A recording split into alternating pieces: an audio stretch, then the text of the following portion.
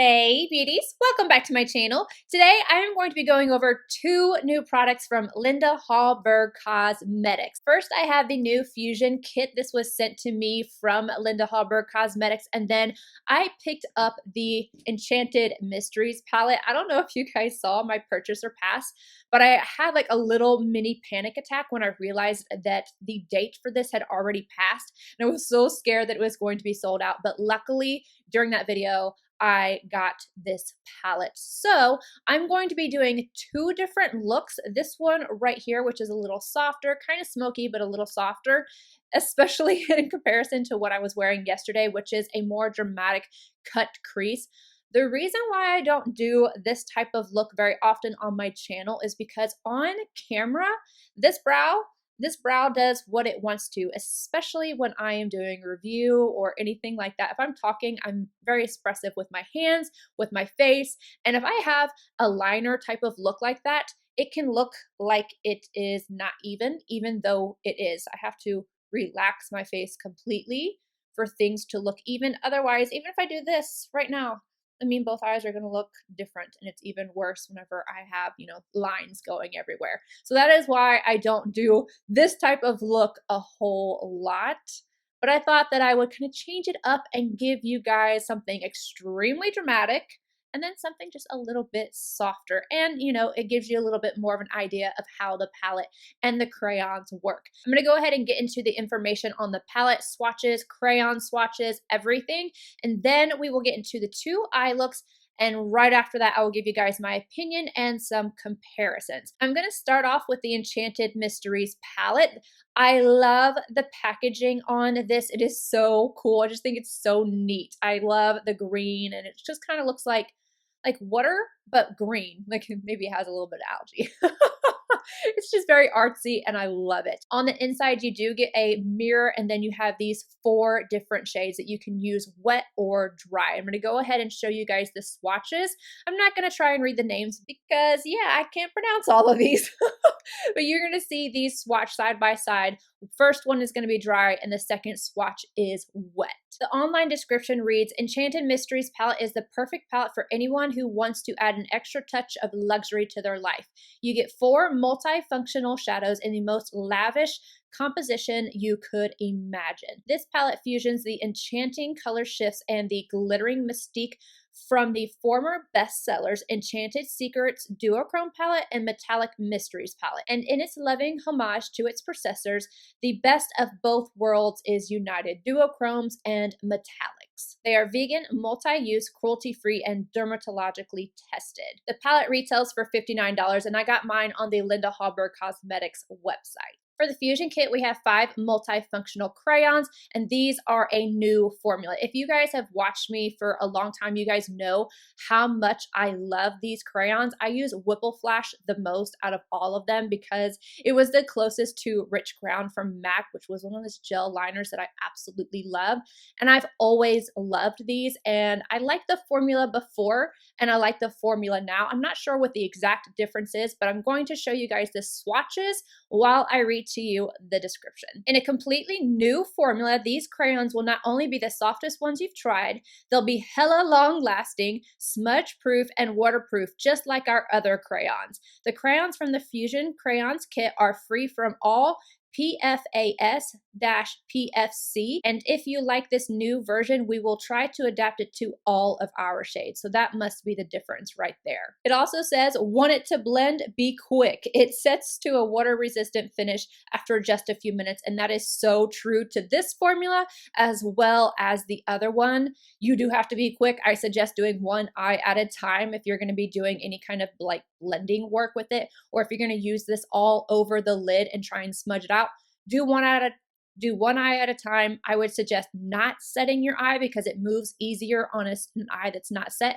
Or if you're going to be using these all over, going straight on to the eye, like not having anything underneath it, that works really well. All right, now I'm going to go ahead and get into the two eye looks. I'm going to start off with the super dramatic cut crease. And you guys, take your time with this. This took me an hour to create, so just FYI, this isn't like a, ooh, I rush out the door kind of look, which I wouldn't expect you guys to think that, but it does take some time. And then I will move right on into this look.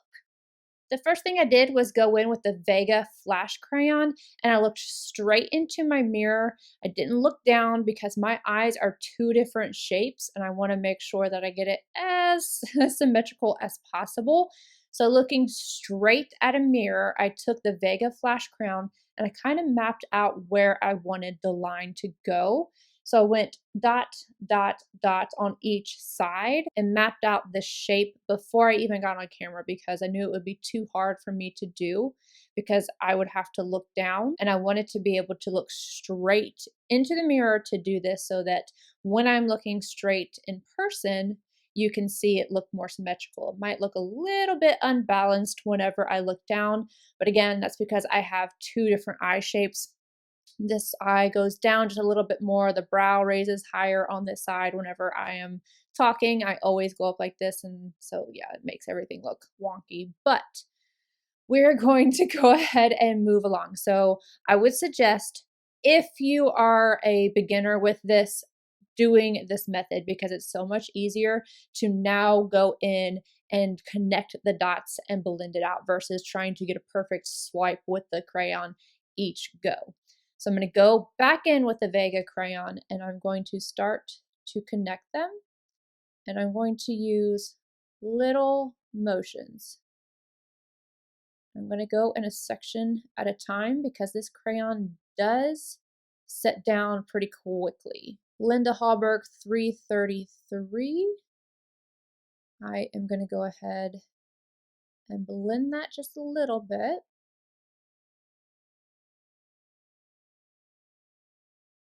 And it's okay if you get like little marks like this because we're going to go right underneath it with something to clean it up. So you don't have to worry about that. I'm going to drag the excess down, moving along.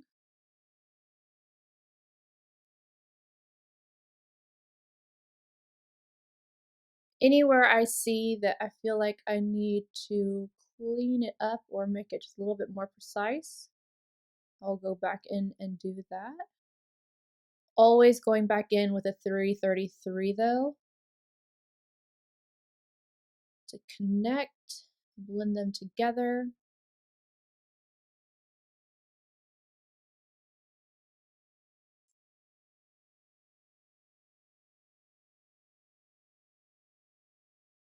Sharpen your pencil before you go on to the next side. I'm going to relax my eyes, not do any of this or anything like that. Don't raise this brow up or anything. I'm going to relax my eyes, look and see where I might need to add a little more. Going in with the Enchanted Mysteries palette, I'm going to grab the green, same brush. I am going to start blending this shade upward. Slow motions.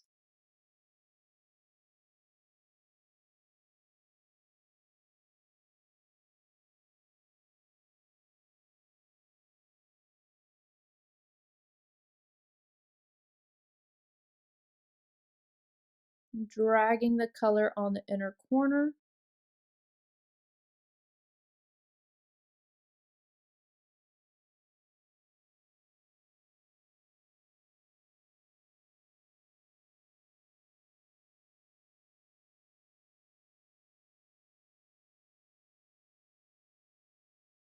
Linda Hallberg 303. Just going to blend right around the edges of that just to soften it up a little bit.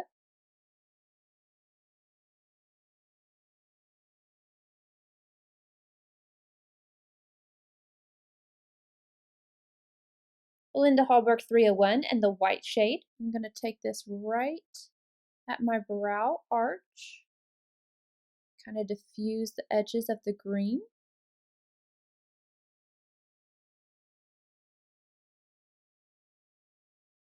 I think I want to bring this green down right here just a little bit before I go in and clean it up.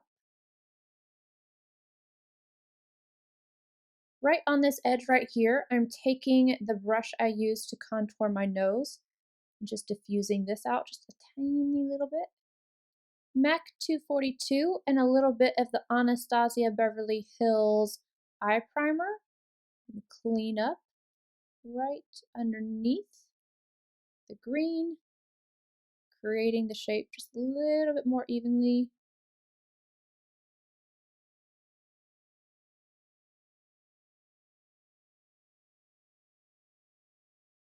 I have already primed my eyes with this primer, but I'm just taking the excess from my brush and stamping it all over the lid.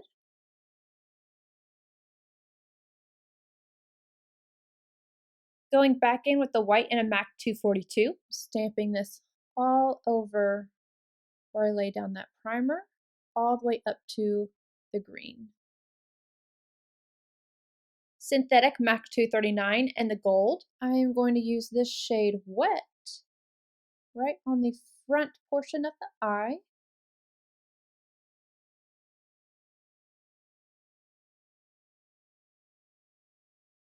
Now I'm going to take this crayon that I do not know how to pronounce, and I'm going to go right in between the gold and the green.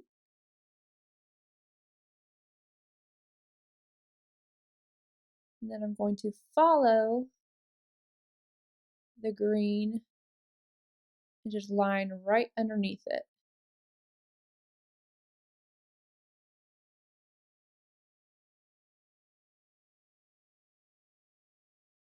I am layering it to make it a bit more intense.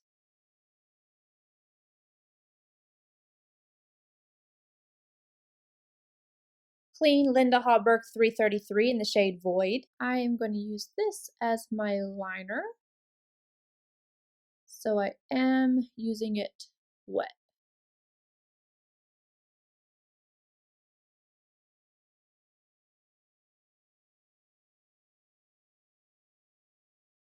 I want to make sure I connect this inner corner, and I'm going to have a thicker line than normal. I will be putting on lashes, and because of this dramatic line up top, I don't want to have a really thin line at the bottom. Now I'm going to create a wing.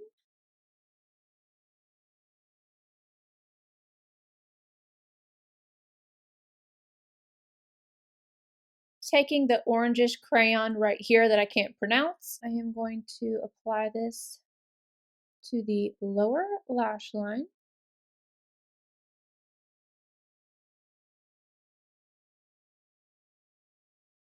Blend out the edge of that with a Tom Ford number 12. I'm going to add liner to my inner rim and a pair of lashes.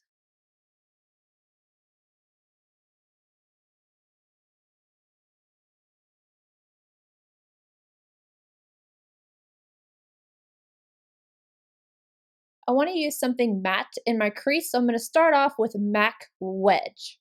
I'm using a Sonia G Blender Pro, starting in the crease, back and forth windshield wiper motions, circular motions to start buffing it out. Adding a couple layers of this color and just buffing it upwards, making sure I get this outer portion right here.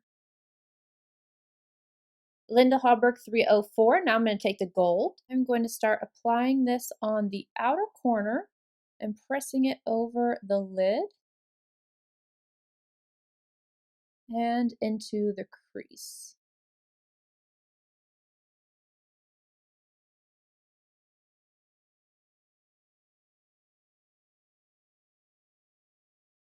Esom W21 and the white. I am going to take this on the front portion of the lid, starting on the inner corner. I have to pack this shade on a bit, and I'm lightly going to go over the gold to merge them together. I'm going in with that shade Wet now, because I want it to be more intense. It's a lot more intense this way. Just taking that gold and making sure that those two merge together. back in with the E-Sun brush, just kind of going back and forth for a nice blend. Excess from the E-Sun brush for that white shade, and I'm just going right at my brow arch and buffing around the edges of wedge. I'm kind of tapping over the white because I felt like it was looking a little bit crepey whenever it dried. That's why I don't prefer to use things wet. So I'm just kind of going back over it to make sure it's nice and smooth. Sonia G Classic Crease and the green. I am going to place this right on the outer corner. I only want this to be a hint. I don't want it to be super intense. So I'm going to go back and forth with it. And then I will work it upward.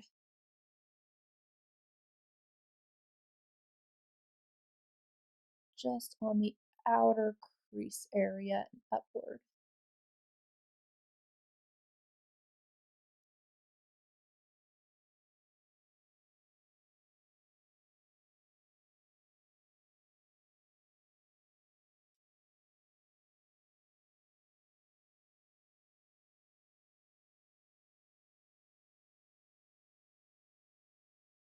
Linda Hallberg 304 going back in with the gold. I'm just going to tap this right where I lay down the green, kind of merging those together. I'm going to take this flash crayon. I'm first going to line just the outer portion of my top lash line very close to the lashes. I just want to make them look a little thicker right on the edge. Then I'm going to drag it along the lower lash line.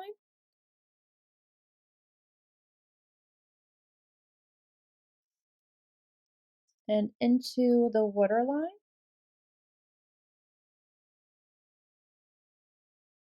Then I'm going to blend that out with a little bit of MAC Wedge on a Sonia G Mini Booster. I'm going to go add inner rim liner to the top and then just mascara.